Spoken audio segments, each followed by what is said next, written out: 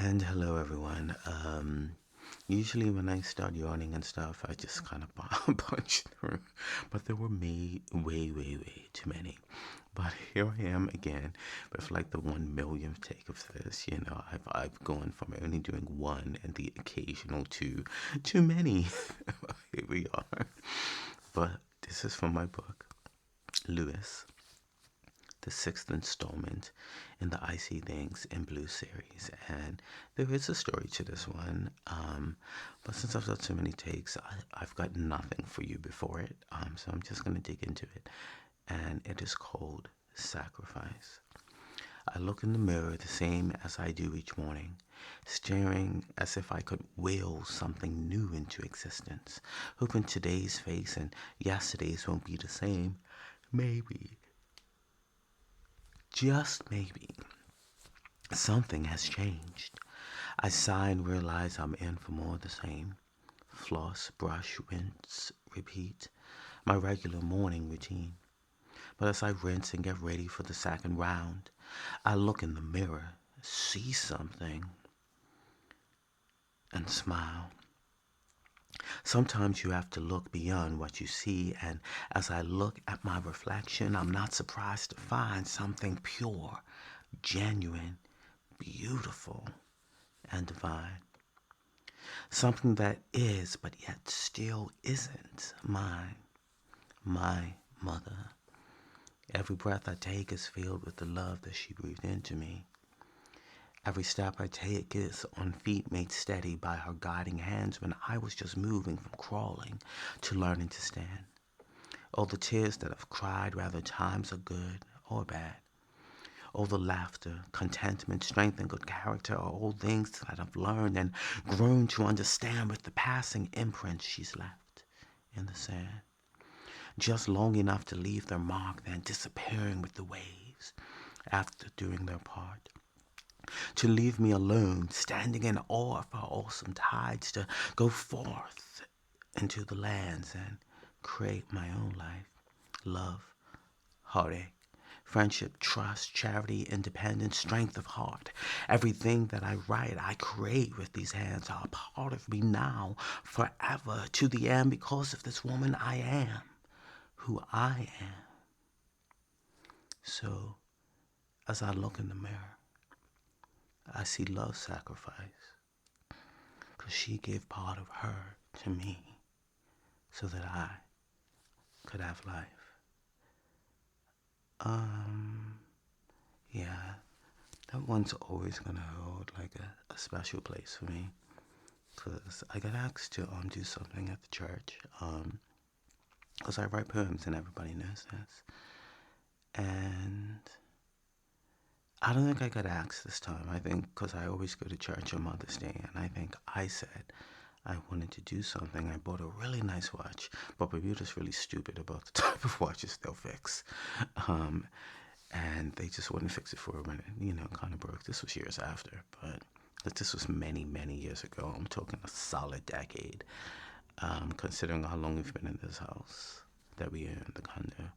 Um, and I did. I wrote this poem specifically for Mother's Day, specifically for my mom, obviously. And I don't know, it's not the only poem that I wrote about her. I have another one. Um, and yeah.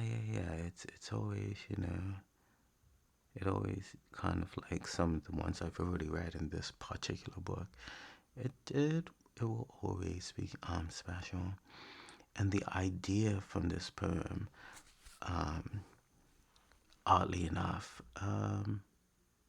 came from Silent Hill, the cop in there, just shortly before she was done in by the, fanatical Christian mob. Um, Said to her, I'm talking about the movie because I never played the game, and I'm perfectly well aware that in the game the hero is a father and not a mother, but in the movie they switched gender roles. So that was my first introduction to it. And what the cop says to her when they're standing outside on the church, the conversation is talking about how people view you. And it must have come down to the point where, but why would she spare me, to that effect? And the cop, very it just kind of flowed out of her. She said, mother is God in the eyes of a child. And it stuck, like it landed, because there's a certain point before you kind of grow and you mature on your own, but your parents are that to you. It's like the answers just come and they're just always there. And it sat with me. And when I came to write this poem,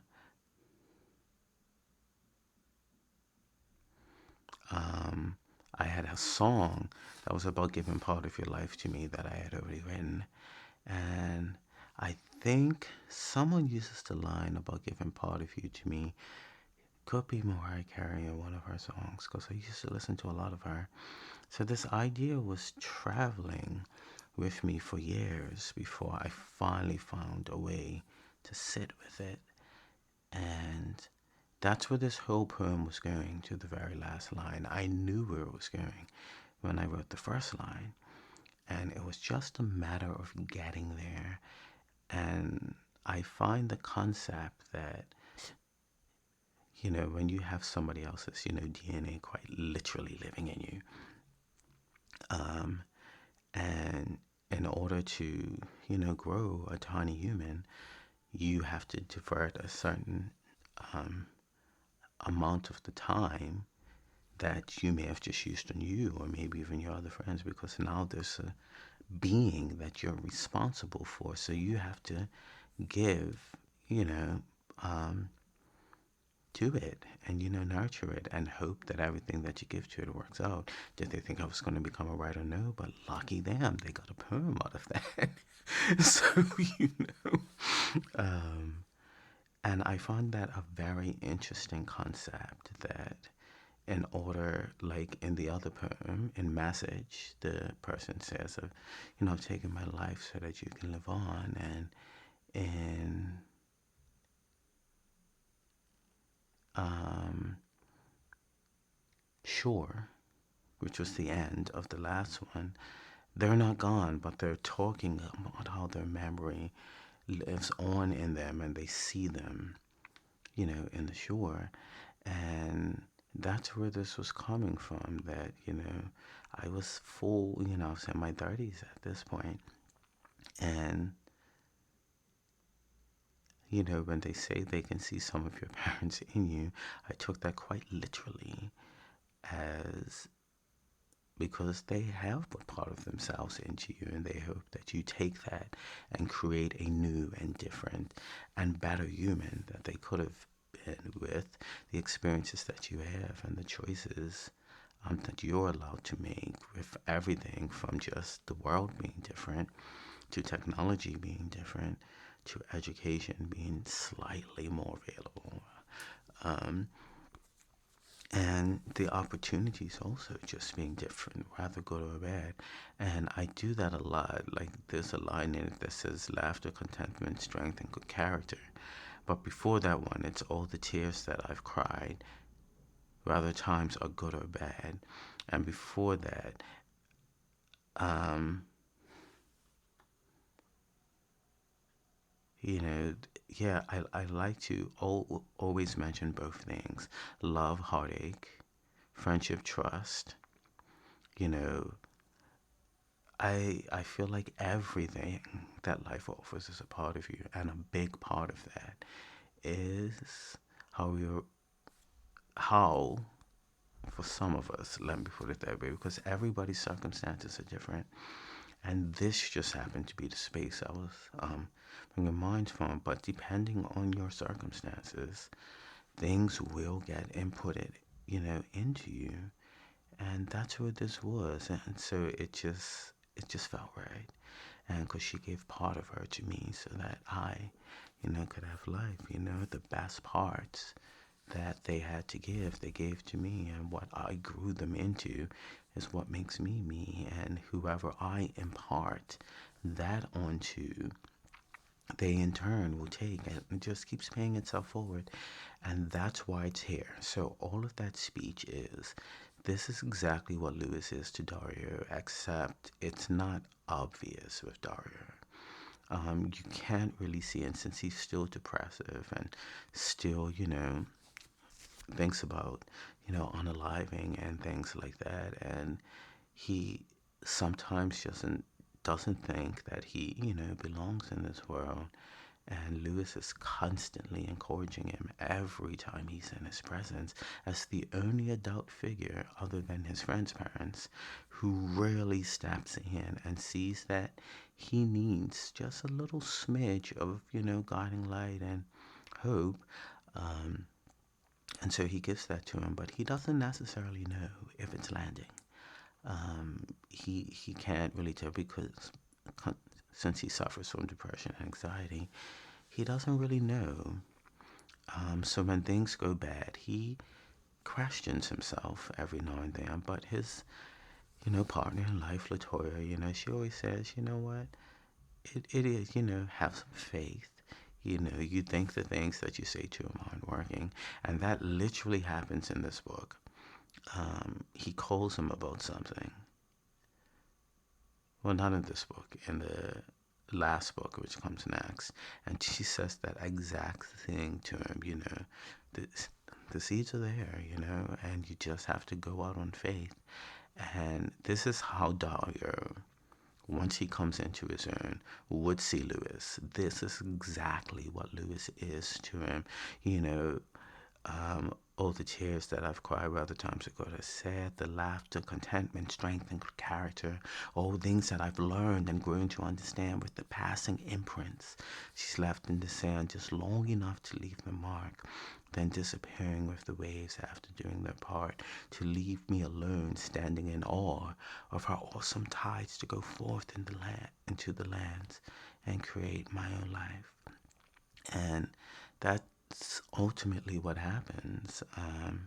That's not much of a plot spoiler because it's gonna have a happy ending. It was intentional, but that's ultimately what happens between them. Lewis gives him what he has, and it stays there just long enough to do what it has to do, and he has to, you know, take a few steps back. And from Dario's perspective, watching that happen, it's almost like looking at someone that's the example of something that he wishes he could be, but can't. And ultimately, those ideas hopefully will meet, if we're talking, real life, that at some point you'll meet a common ground and both sides will be like, you know what, yeah, it all turned out all right. Does it always happen that way? No. But in this particular piece, it did. And so as I look in the mirror, I see love sacrifice because she gave part of her to me so that I could have life. And I think people underestimate the, because I'm never gonna have kids. Let's just put that out there, unless I marry someone who already has some. But I have zero intentions of having my own. It's not happening. Um, and even saying that, it doesn't mean that you can't recognize what it is to be, a parental figure, even if that's just an uncle, it's the fun uncle or the crazy aunt. When it comes to imparting something into the youth, teachers as well, when that is your kind of like chosen role in life, um, even if by accident, it does take a little. That's why it's titled Sacrifice and not Love. It takes a little bit of willingness to give up something of you and hope that that peace that you give blossoms and grows into something else. And so, this idea, because whenever you see me circling around love or depression, it has a lot to do with the sacrifices that it takes to rise above or sink deeper into when you're talking about depression. It's always about the choices. And it's nice when that choice pays off. And that's how I saw this. Who knows? Maybe someone will read it and they'll, have the same emotional effect that I have with it. But that's why it's in the book, because Lewis would definitely be the subject of this poem, even though it's his mother. It would be father for him, and it very, if anything, speaks to the dynamic of the relationship, then this poem is it, and that is why it's here. Um, there's really not much more I can say about it. I'm just happy I didn't turn into a sobby mess. And every time I say that, I'm genuinely happy that I didn't do it, because crying is what I do.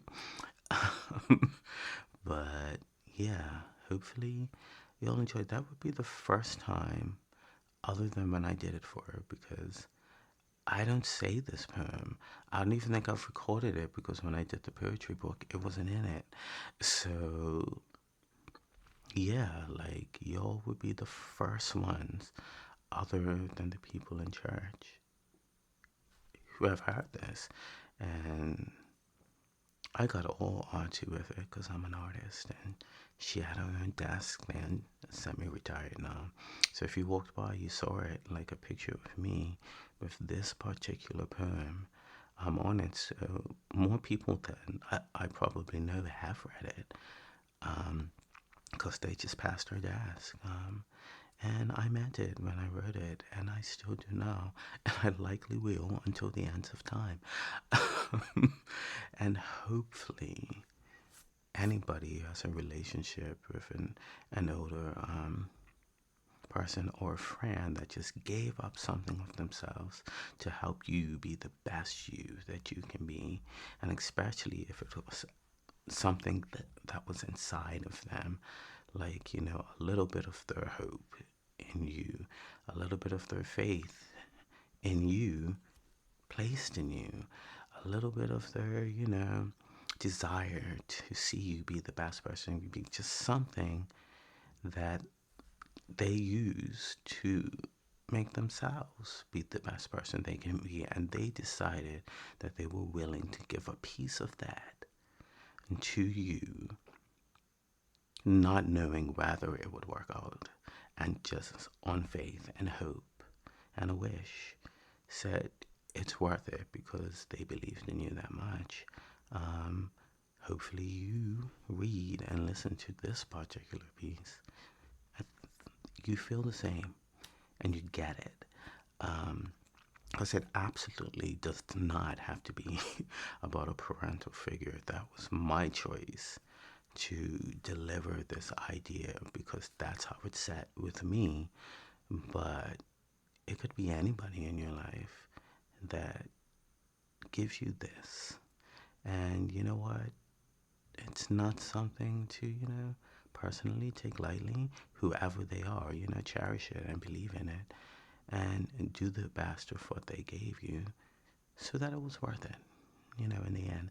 And that's all I've got for this one. If you've made it this far, I've got a few more. These videos take so long to upload, and I cannot afford a faster internet than what we're already paying for. I'm not even paying for it no more. I'm paying the other half of the, because we still got cable and the streaming media and all of that type of stuff. And the internet is now someone else's responsibility. Life just changes things, because I used to. But it would cost so much more money to have extra super duper fast internet, because the price of living in Bermuda is high, y'all. That's why I need y'all to buy my books. But I didn't forget what I said. If you've made it this far, yeah, we're not going any further than that, because I can ramble forever. As per usual, thanks for stopping by.